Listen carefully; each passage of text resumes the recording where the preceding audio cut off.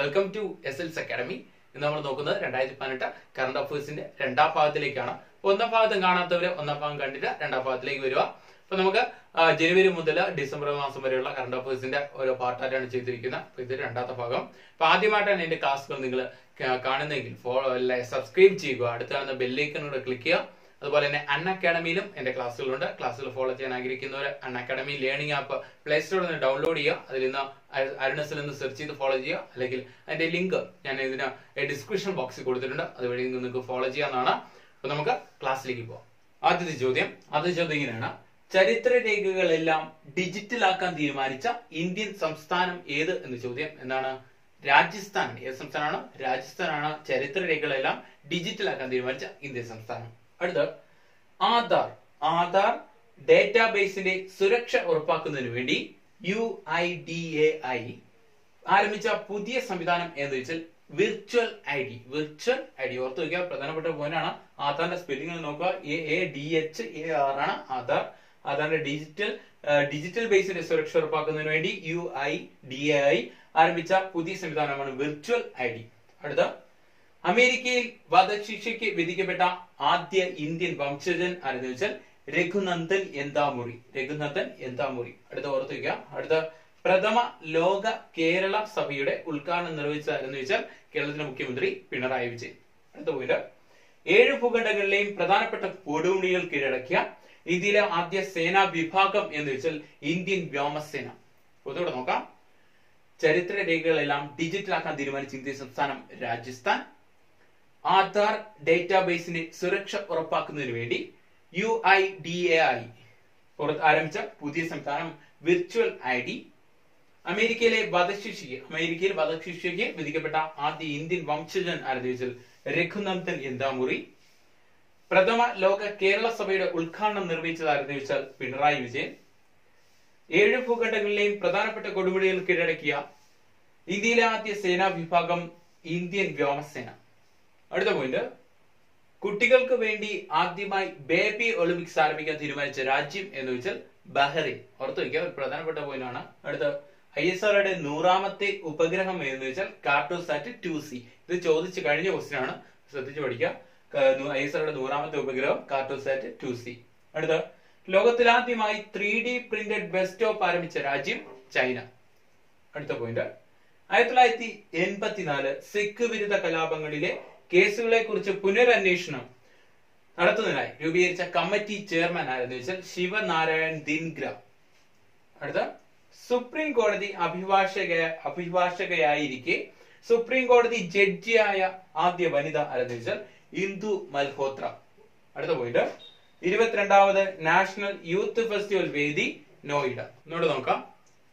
കുട്ടികൾക്ക് വേണ്ടി ആദ്യമായി ബേബി ഒളിമ്പിക്സ് ആരംഭിക്കാൻ തീരുമാനിച്ച രാജ്യം ബഹ്റൈൻ. ഇന്ത്യയുടെ 100ാമത്തെ ഉപഗ്രഹം എന്ന് വെച്ചാൽ Cartosat 2C. ലോകത്തിലാദ്യമായി 3D printed bus stop ആരംഭിച്ച രാജ്യം ചൈന. 1984 സിഖ് വിരുദ്ധ കലാപങ്ങളിലെ കേസുകളെ കുറിച്ച് പുനരന്വേഷണം നടത്തുന്നതിനായി രൂപീകരിച്ച കമ്മിറ്റി ചെയർമാൻ ആരെന്ന് വെച്ചാൽ ശിവനാരായൺ ദിൻഗ്ര. സുപ്രീം കോടതി അഭിഭാഷകയായിരിക്കെ സുപ്രീം കോടതി ജഡ്ജിയായ ആദ്യ വനിത ഇന്ദു മൽഹോത്ര. 22ാമത് നാഷണൽ യൂത്ത് ഫെസ്റ്റിവൽ വേദി എവിടെയെന്ന് വെച്ചാൽ നോയിഡ. ലോകത്തിലെ ഏറ്റവും വലിയ തെർമൽ സോളാർ പ്ലാന്റ് നിർമ്മിക്കുന്ന രാജ്യം എന്ന് വെച്ചാൽ ഓസ്ട്രേലിയ. അടുത്ത ഗ്യാസ് അതോറിറ്റി ഓഫ് ഇന്ത്യയുടെ നേതൃത്വത്തിൽ ഇന്ത്യയിലെ ആദ്യ coal to gas conversion plant നിലവിൽ വരുന്ന സംസ്ഥാനം എന്ന് വെച്ചാൽ ഒഡീഷ. അടുത്ത പോയിന്റ്: 2018 ഗ്ലോബൽ മാനുഫാക്ചറിംഗ് ഇൻഡെക്സിൽ ഇന്ത്യയുടെ സ്ഥാനം 30ാം സ്ഥാനം. 1ാം സ്ഥാനം ജപ്പാനാണ്, ഇന്ത്യയുടെ സ്ഥാനം 30ാം സ്ഥാനം. അടുത്ത ഇംപെർഫെക്റ്റ് ആരുടെ ആത്മകഥ എന്ന് ചോദിച്ചാൽ സഞ്ജയ് മജ്രേക്കർ. അടുത്ത പോയിന്റ്: 2018 പന്തളം കേരള വർമ്മ പുരസ്കാര ജേതാവ് റഫീഖ് അഹമ്മദ്. അടുത്ത 2018 KPP നമ്പ്യാർ പുരസ്കാര ജേതാവ് E ശ്രീധരൻ. ഇന്നോടെ നോക്കാം. ലോകത്തിലെ ഏറ്റവും വലിയ തെർമൽ സോളാർ പ്ലാന്റ് നിർമ്മിക്കുന്ന രാജ്യം എന്ന് വെച്ചാൽ ഓസ്ട്രേലിയ. ഗ്യാസ് അതോറിറ്റി ഓഫ് ഇന്ത്യയുടെ നേതൃത്വത്തിൽ ഇന്ത്യയിലെ ആദ്യത്തെ coal to gas conversion plant നിലവിൽ വരുന്ന സംസ്ഥാനം ഒഡീഷ. 2018 ഗ്ലോബൽ മാനുഫാക്ചറിംഗ് ഇൻഡെക്സിൽ ഇന്ത്യയുടെ സ്ഥാനം എത്രയെന്ന് വെച്ചാൽ 30ാം സ്ഥാനം. ഇംപെർഫെക്റ്റ് ആരുടെ ആത്മകഥ എന്ന് ചോദിച്ചാൽ സഞ്ജയ് മജ്രേക്കർ. 2018 പന്തളം കേരളവർമ്മ പുരസ്കാര ജേതാവ് ആരെന്ന് ചോദിച്ചാൽ റഫീഖ് അഹമ്മദ്. 2018 KPP നമ്പ്യാർ പുരസ്കാര ജേതാവ് ഇ ശ്രീധരൻ. അടുത്ത പോയിന്റ്, കേരളത്തിലെ വിവിധ സർക്കാർ സേവനങ്ങൾ ജനങ്ങൾക്ക് ലഭ്യമാക്കുന്നതിന് വേണ്ടി ആരംഭിച്ച മൊബൈൽ ആപ്ലിക്കേഷൻ എന്ന് വെച്ചാൽ എം കേരള ആപ്പ്. അടുത്ത പോയിന്റ്, 2018 കേരള സംഗീത നാടക അക്കാദമിയുടെ അമ്മന്നൂർ മാധവ ചാക്യാർ പുരസ്കാരം ലഭിച്ചതായിരുന്നു എന്ന് ചോദിച്ചാൽ ഗിരീഷ് കർണാട്. അടുത്ത പോയിന്റ്, T20 ക്രിക്കറ്റിൽ ഇന്ത്യക്കാരന്റെ ഏറ്റവും വേഗതയേറിയ സെഞ്ചുറി ആരുടെ എന്ന് ചോദിച്ചാൽ ഋഷഭ് പന്ത്. 32 പന്തിലാണ് ഋഷഭ് പന്ത് സെഞ്ചുറി നേടിയത്. അടുത്ത, മുഖ്യമന്ത്രി കലാകാർ സഹായത യോജന ആരംഭിച്ച ഇന്ത്യൻ സംസ്ഥാനം എന്ന് വെച്ചാൽ ഒഡീഷ. അടുത്ത, ലോകത്തിലെ ഏറ്റവും വലിയ എയർ പ്യൂരിഫയർ നിർമ്മിച്ച രാജ്യം എന്ന് വെച്ചാൽ ചൈന. ഏകാന്തത പരിഹരിക്കുന്നതിന് മന്ത്രിയെ നിയമിച്ച രാജ്യം എന്ന് വെച്ചാൽ ബ്രിട്ടൻ. ഇതോടെ നോക്കാം, കേരളത്തിലെ വിവിധ സർക്കാർ വകുപ്പുകളിലെ സേവനങ്ങൾ ജനങ്ങൾക്ക് ലഭ്യമാക്കുന്നതിന് വേണ്ടി ആരംഭിച്ച mobile application M Kerala app. 2018 Kerala Sangeetha Nataka അക്കാദമിയുടെ അമ്മന്നൂർ മാധവ ചാക്യാർ പുരസ്കാരം നേടിയത് ഗിരീഷ് കർണാട്. T20 ക്രിക്കറ്റിൽ ഇന്ത്യക്കാരന്റെ ഏറ്റവും വേഗതയേറിയ സെഞ്ചുറി നേടിയ താരം ഋഷഭ് പന്ത് 32 പന്തിൽ. മുഖ്യമന്ത്രി കലാകാർ സഹായത യോജന ആരംഭിച്ച ഇന്ത്യൻ സംസ്ഥാനം ഒഡീഷ. ലോകത്തിലെ ഏറ്റവും വലിയ എയർ പ്യൂരിഫയർ നിർമ്മിച്ച രാജ്യം ചൈന. ഏകാന്തത പരിഹരിക്കുന്നതിന് വേണ്ടി മന്ത്രിയെ നിയമിച്ച രാജ്യം എന്ന് വെച്ചാൽ ബ്രിട്ടൻ. അടുത്ത പോയിന്റ്, ലോകത്തിലെ ഏറ്റവും വലിയ നദീമുഖ ഗുഹ കണ്ടെത്തിയ രാജ്യം എവിടെയെന്ന് വെച്ചാൽ മെക്സിക്കോ. അടുത്ത പോയിന്റ്, യുദ്ധവിമാനത്തിൽ സഞ്ചരിച്ച ആദ്യ ഇന്ത്യൻ പ്രതിരോധ മന്ത്രി ആരെന്ന് വെച്ചാൽ നിർമ്മല സീതാരാമൻ. ഏത് യുദ്ധവിമാനം എന്ന് വെച്ചാൽ സുഖോയ് MK1. അടുത്ത, ഇന്റർനെറ്റിലൂടെ കുറ്റകൃത്യങ്ങൾ തടയുന്നതിന് ലക്ഷ്യമാക്കി കേന്ദ്ര സർക്കാർ ആവിഷ്കരിച്ച പുതിയ സേന എന്ന് ചോദിച്ചാൽ cyber warrior police force. Cyber warrior police force. അടുത്ത, ഇന്ത്യയിൽ ആദ്യമായി പബ്ലിക് ക്ലൗഡഡ് പോളിസി ആരംഭിച്ച സംസ്ഥാനം എന്ന് വെച്ചാൽ ഇതാണ് മഹാരാഷ്ട്ര.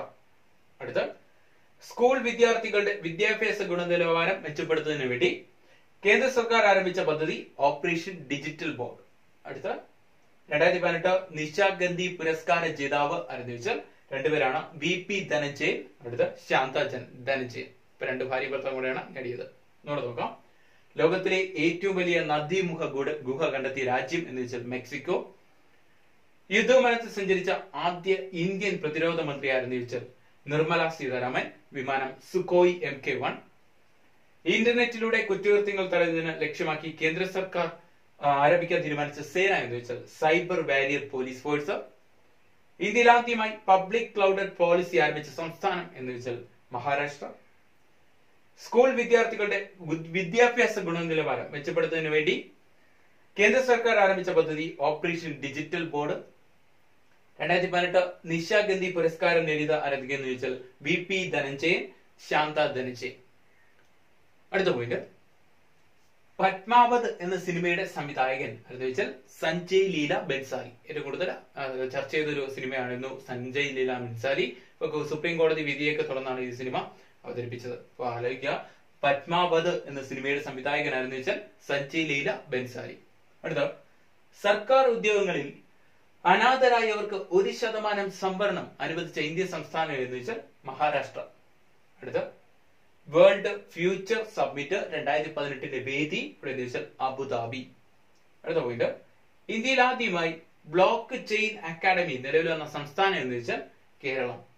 അടുത്ത, blind cricket world cup 2018 Vijay ആരെന്ന് ചോദിച്ചാൽ ഇന്ത്യയാണ്. അടുത്ത പോയിന്റ്, 2018 ഏത് വർഷമായിട്ടാണ് കേന്ദ്ര സർക്കാർ ആഘോഷിക്കാൻ തീരുമാനിച്ചതെന്ന് ചോദിച്ചാൽ ഏതാണ് ഇയർ ഓഫ് മില്ലറ്റ്സ്. എന്നോട് നോക്കാം, പത്മാവത് എന്ന സിനിമയുടെ സംവിധായകൻ സഞ്ജയ് ലീല ബൻസാലി. സർക്കാർ ഉദ്യോഗങ്ങളിൽ അനാഥരായവർക്ക് 1% സംവരണം അനുവദിച്ച ഇന്ത്യൻ സംസ്ഥാനം എന്ന് വെച്ചാൽ മഹാരാഷ്ട്ര. വേൾഡ് ഫ്യൂച്ചർ സബ്മിറ്റ് 2018 വേദി എവിടെയെന്ന് വെച്ചാൽ അബുദാബി. ഇന്ത്യയിൽ ആദ്യമായി ബ്ലോക്ക് ചെയിൻ അക്കാദമി നിലവിൽ വന്ന സംസ്ഥാനം എന്ന് വെച്ചാൽ Keralam. Blind world cup cricket 2018 ജേതാക്കൾ എന്ന് വെച്ചാൽ ഇന്ത്യ. 2018 ഏത് വർഷമായിട്ടാണ് കേന്ദ്ര സർക്കാർ ആഘോഷിക്കാൻ തീരുമാനിച്ചതെന്ന് വെച്ചാൽ ഇയർ ഓഫ് മില്ലറ്റ്സ്. അപ്പൊ നമ്മള് 2018 കറണ്ട് അഫയേഴ്സ് ആണ് നോക്കിക്കൊണ്ടിരിക്കുന്നത്. അപ്പൊ നിങ്ങൾ വീഡിയോ ഇഷ്ടപ്പെടുകയാണെങ്കിൽ ലൈക്ക് ചെയ്യുക, ഷെയർ ചെയ്യുക. അപ്പോൾ അടുത്ത പാർട്ടിൽ വീണ്ടും കാണാം. Thank you.